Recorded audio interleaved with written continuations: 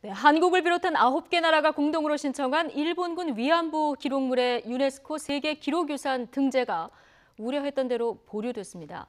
일본이 분담금을 무기로 유네스코를 강하게 압박했기 때문으로 보이는데요. 문화부 김상익 선임 기자와 함께 관련 내용 좀 더 자세히 들여다보겠습니다. 자, 김상익 기자. 네, 문화부입니다. 예, 일본의 전쟁 만행을 기록으로 남길 수 있는 이 위안부 기록물 세계 기록유산 등재가 보류가 됐군요.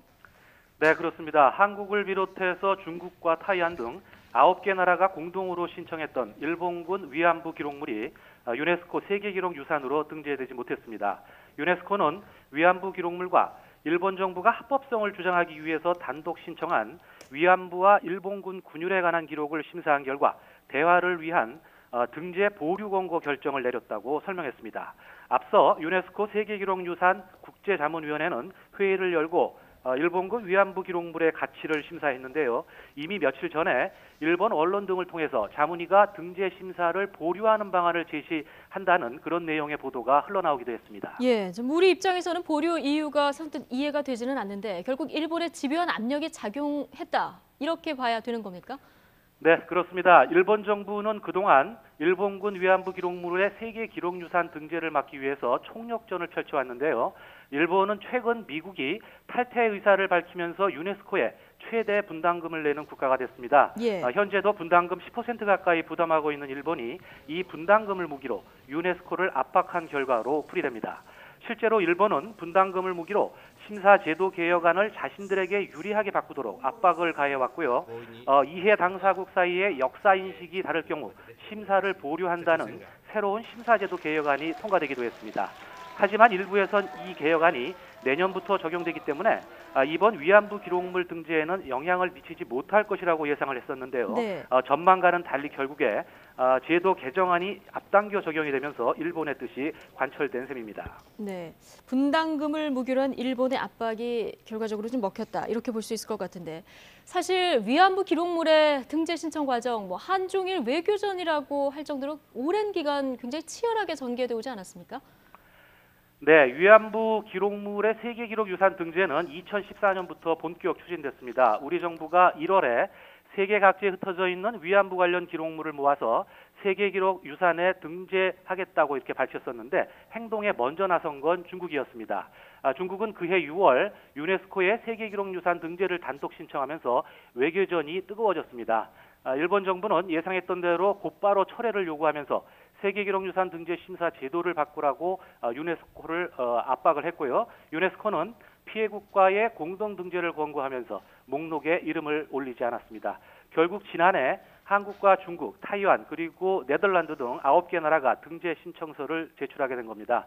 하지만 일본 정부는 작년 10월에 분담금 납부를 연기하면서 위안부 기록물 등재 저지에 나섰고 올해 5월에도 유네스코가 세계기록유산 등재 과정에서 이해 당사국 간 견해가 대립할 경우에 사전 협의를 권장하는 법안을 마련하자 즉각 시행을 요구하면서 분담금 납부를 또다시 보류하기도 했습니다. 네, 이 일본군 위안부 기록물 국제연대위원회가 신청을 했는데 어떤 내용들이 담겨 있습니까?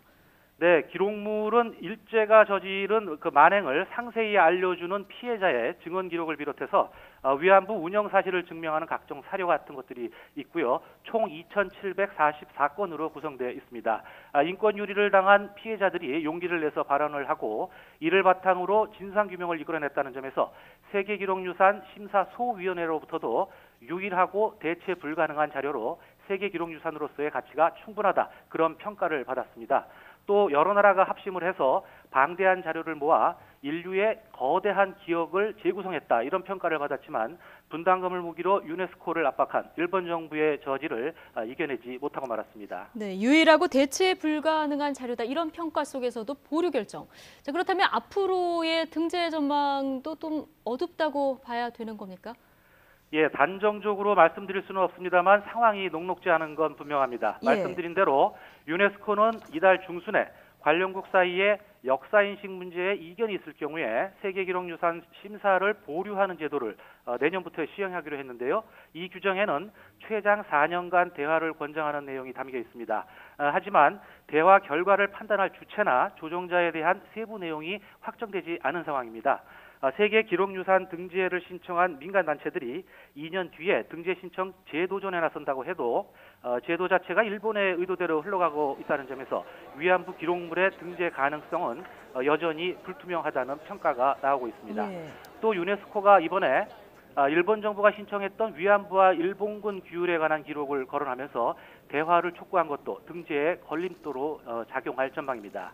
하지만 전문가들은 등재 규정은 언제든 바뀔 수가 있는 만큼 지속적인 노력이 필요하다고 말합니다. 그러면서 개혁안의 세부 규정을 정하게 될 내년도의 그 집행 이사회부터 적극적으로 목소리를 내야 한다고 충고하고 있습니다. 위안부는 강제 연행 증거가 없다는 것이 지금까지 아베 내각의 일관된 입장입니다. 현재로선 일본을 반성과 사죄의 자리로 불러내기가 쉽지 않은 그런 형국입니다. 한편 위안부 기록물과는 별개로 조선통신사 기록물과 조선 왕실의 어보와 어책 그리고 국채보상운동 기록물은 세계기록유산 등재가 결정됐습니다. 이번에 3건이 새로 등재되면서 한국의 세계 기록유산은 모두 16건으로 늘어났습니다. 예, 뭐 아직 보류지 최종 결과가 나온 건 아니니까요. 우리 정부가 포기하지 말고 좀 끝까지 적극적으로 더 노력을 해야 되겠다 이런 생각이 드네요. 여기까지 듣겠습니다. 문화부 김사익 선임기자였습니다.